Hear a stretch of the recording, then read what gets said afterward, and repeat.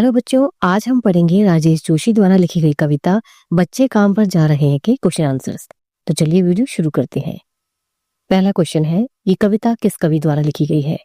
ये कविता राजेश जोशी द्वारा लिखी गई है। ये कविता किस ओर हमारा ध्यान आकर्षित करती है? ये कविता बाल श्रम और बाल मजदूरी की ओर हमारा ध्यान आकर्षित करती है। हमारे देश में किस चीज का ज्यादा विस्तार है? हमारे भारत देश में गरीबी और अशिक्षा का ज्यादा विस्तार है। इस कविता में क्या बताया गया है? इस कविता में कवि ने गरीब बच्चों के बचपन छिन जाने के दर्द को व्यक्त किया है। इस कविता को लिखने का कवि का क्या उद्देश्य है?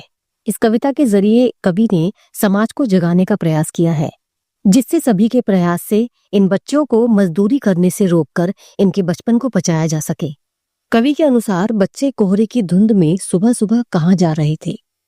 कवि के अनुसार बच्चे सुबह सुबह घने कोहरे के बीच काम करने के लिए या मजदूरी करने के लिए जा रहे थे।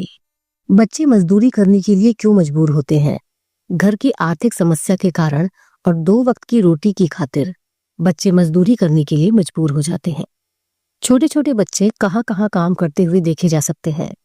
कारखानों में, चाय की दुकान पर सब्जी का ठेला लगाते हुए, दफ्तर में या घरों और होटलों में काम करते हुए देखे जा सकते हैं।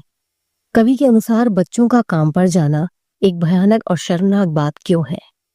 क्योंकि ये बच्चे ही देश का भविष्य होते हैं। अगर हम अपने देश के भविष्यों को सही अवसर नहीं देंगे, पढ़ने लिखने का मौका नहीं देंगे, तो ये समाज उन्नति कैसे करेगा? बच्चा चाहे किसी का भी हो, सभी एक बराबर होते हैं। इसीलिए उनसे उनका बचपन नहीं छीनना चाहिए। बच्चों से काम करवाना एक घोर अपराध है, जिसका ध्यान समाज को भी रखना चाहिए। बाल मजदूरी के लिए समाज जिम्मेदार क्यों है?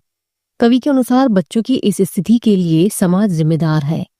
लोग गरीब बच्चों के लिए कोई ठोस कदम नहीं उठाते। आज लोग अपनी ही परेशानियों में इस कदर खोए हुए हैं कि उन्हें दूसरे की परेशानी नहीं दिखाई देती।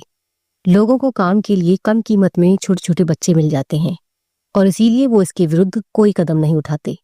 मजदूरी करने वाले बच्चे सुविधा और मनोरंजन की चीजों से दूर क्यों हैं? इनके पास इन चीजों की कमी क्यों है? सुविधा और मनोरंजन की चीजों का कमी होने का कारण समाज में फैला जाति और वर्ग का भेदभाव है। जो छोटी जाति के बच्चे होते हैं, गरीब बच्चे, उनकी आर्थिक स्थिति खराब होती है और अपने परिवार का पालन पोषण करने के लिए वो पैसे कमाने का एक जरिया बनकर रह जाते हैं। और जहां जीविका के लिए या पेट पालने के लिए आर्थिक तंगी होती है, वहां मनोरंजन के साधन और जीवन के अन्य सुख सुविधाओं की मात्र कल्पना ही की जा सकती है। कवि के अनुसार बच्चों को काम पर न भेजकर उन्हें क्या क्या मौके मिलने चाहिए? कवि के अनुसार बच्चों को काम पर नहीं भेजा जाना चाहिए, क्योंकि बाल मन जो होता है वो बहुत ही कोमल होता है। दूसरे बच्चों की तुलना में खुद को काम करते हुए देखकर वो हीन भावना के शिकार हो जाते हैं। उनके पास सुख सुविधाओं की कमी होती है, जिस बात का उन पर गलत प्रभाव पड़ता है और धीरे धीरे उनका दिमाग विद्रोह का रूप धारण कर लेता है। और यही बच्चे आर्थिक कमी के कारण आगे चलकर चोरी और कई गलत कामों में पड़ जाते हैं, जिससे उनका भविष्य और खतरे में पड़ जाता है और इस समाज को भी हानि होती है। इसीलिए समाज में रहने वाले सभी लोगों को ये कोशिश करनी चाहिए कि ऐसे बच्चों को सभी बच्चों की तरह ही पढ़ने लिखने दिया जाए, जिससे उन्हें समाज के साथ ही आगे बढ़ने का मौका मिले। उन्हें सरकार की और समाज की तरफ से सहायता मिलनी चाहिए। कवि के अनुसार किन मजबूरियों के चलते बच्चों को सर्द सुबह में काम पर जाना पड़ता है? सर्दी की कोहरे वाली सुबह जब सभी लोग अपने घरों में सोए रहते हैं, तब चारों ओर छाया घना कोहरा और बर्फीली हवाएं सर्दी को और बढ़ा देती हैं। जिस मौसम में कोई घर से बाहर तक निकलना नहीं चाहता, ऐसे में कांपते हुए बच्चों को अपनी जीविका चलाने के लिए रोजी रोटी की खातिर काम पर जाते हुए देखकर कवि दुखी हो जाते हैं, जिनके तन पर न ठीक से कपड़े होते हैं और न पैरों में चप्पल। ऐसी स्थिति में भी इन बच्चों को मजबूरी में काम पर जाना पड़ता है।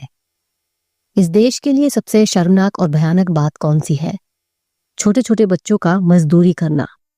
कवि के अनुसार समाज की अन्यायपूर्ण व्यवस्था क्या है? लोगों में भेदभाव करना, सबको समान हक न देना, गरीब बच्चों को सुख सुविधाओं की प्राप्ति न कराना, ये समाज की अन्यायपूर्ण व्यवस्था है।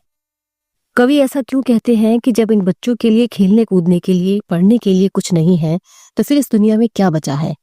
छोटे छोटे बच्चों को काम पर जाता देख कवि ये सोचने पर मजबूर है कि अगर दुनिया से किताबें, खिलौने, गेंदे और स्कूल सभी खत्म हो चुके हैं, तो फिर इस दुनिया में बचा ही क्या है?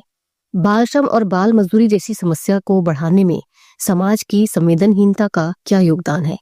बाल श्रम की समस्या बढ़ाने में समाज की संवेदनहीनता का मुख्य योगदान है, क्योंकि इस समस्या पर रोक लगाने पर भी ये समस्या बढ़ती जा रही है। और इसका कारण यह है कि समाज के लोग बच्चों को काम पर जाता हुआ देखकर भी उसे अनदेखा कर देते हैं। वो बच्चों पर तरस तो खाते हैं, लेकिन उनके लिए कुछ करते नहीं। कवि ने काले पहाड़ किसे कहा है? काले पहाड़ समाज में व्याप्त शोषण व्यवस्था के प्रतीक हैं, जिसके कारण समाज का एक वर्ग बच्चों का शोषण करता है और उनसे काम करवाकर उनका भविष्य खराब कर देता है।